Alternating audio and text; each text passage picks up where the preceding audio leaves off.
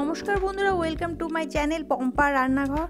বন্ধুরা, আজকে আমি আপনাদের সাথে একটা স্ন্যাক্স রেসিপি শেয়ার করব। পটেটো চিজ বলস খুব সহজেই তৈরি হয়ে যাবে আর বাচ্চাদের খুবই পছন্দের একটা রেসিপি। এই শীতকালে সন্ধেবেলা চা কফির সাথে জাস্ট জমে যাবে যদি বানান। তো বন্ধুরা, খুব সহজেই তৈরি হবে এই রেসিপিটা। তো দেখুন আমি কিভাবে এটা করছি, পটেটো চিজ বলস।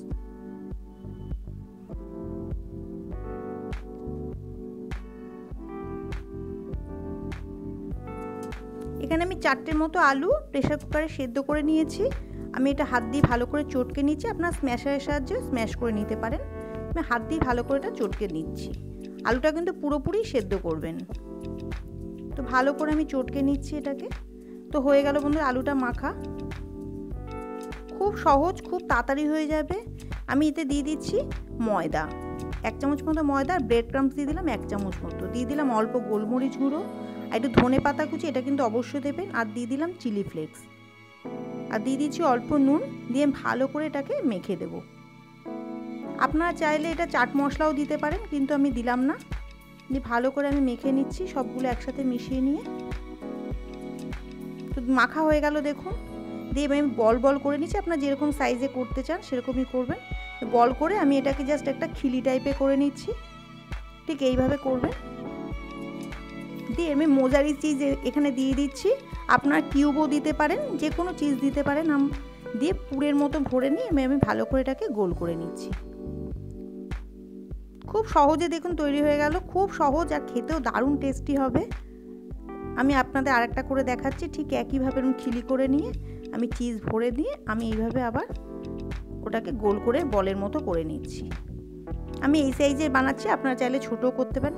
এদিকে আমি একটা ব্যাটার তৈরি করছি। একটু ময়দা দিয়েছি 1 চামচ কর্নফ্লাওয়ার, একটু গোলমরিচ গুঁড়ো আর অল্প নুন দিয়ে আমি এটা পাতলা একটা ব্যাটার তৈরি করে নিচ্ছি। দিয়ে জল দিয়ে একটু পাতলা করে জাস্ট এটা গায়ে মাখিয়ে নেব। তো ব্যাটারটা তৈরি হয়ে গেল। এদিকে আমি ব্রেড ক্রাম্বস রেখেছি। দিয়ে আমি বলগুলোকে এটার সাথে ব্যাটারটাতে ভালো করে চুবিয়ে নিচ্ছি। হালকা কোট দেবো, জাস্ট বেশি ঘন করবেন না, এটা হালকা পাতলা কোট হবে। দিয়ে আমি ব্রেড ক্রাম্বসে এটাকে ভালো করে মাখিয়ে নিচ্ছি।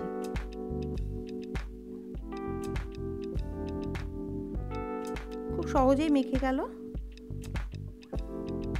বেশি ঘন করে করলাম না, পাতলা করে ব্রেড ক্রাম্বসে দিয়ে আমি এইভাবে করা হয়ে গেল বল একটা। এবার আর একটা করে আপনাদের আমি দেখাচ্ছি। সেমভাবে জাস্ট একটা কোড লাগিয়ে নিলাম। আপনার সন্ধেবেলা যদি শীতকালে চা কফির সাথে করেন তো আর কথাই নেই, দারুণ লাগবে খেতে। আর বাচ্চারা তো মানে পটপট করে শেষ হয়ে যাবে একদম করার সঙ্গে সঙ্গে। তো বন্ধুরা, এইভাবে আমার সব কটাই হয়ে গেল তৈরি। এবার আমি কড়াইতে তেল দিয়ে দিচ্ছি, সাদা তেল দিয়ে আমি এবার একটা একটা করে ছেড়ে দেবো। এটা আপনার হাই ফ্লেমেও ভাজতে পারেন, কারণ যেহেতু সব সেদ্ধই রয়েছে, আলু সেদ্ধই রয়েছে, খুব সহজেই হয়ে যাবে। ভীষণ তাড়াতাড়ি, কোনো পরিশ্রমী নেই, খুব তাড়াতাড়ি সহজ। আর ঘরে যা জিনিস থাকছে তাই দিয়ে শুধু একটু চিজ থাকলেই আপনার ঘরে এটা তৈরি হয়ে যাবে।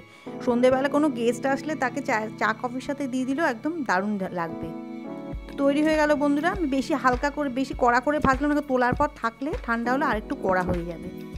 তো এইভাবে বাকিগুলো ভেজে নিচ্ছি।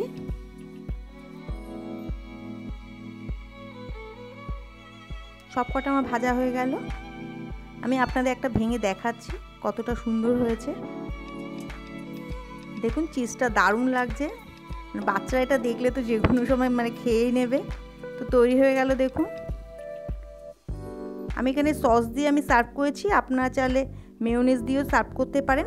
তো বন্ধুরা, বাড়িতে কিন্তু অবশ্যই এটা একবার বাড়িতে বানাবেন। ভালো যদি লাগে রেসিপিটা আমাকে একটা লাইক করবেন আর কমেন্ট করে জানাবেন। আর আমার চ্যানেলটিকে বন্ধুরা সাবস্ক্রাইব করতে একদম ভুলবেন না। নমস্কার, ভালো থাকবেন, সুস্থ থাকবেন। আর ফিরে আসবো আবার অন্য কোনো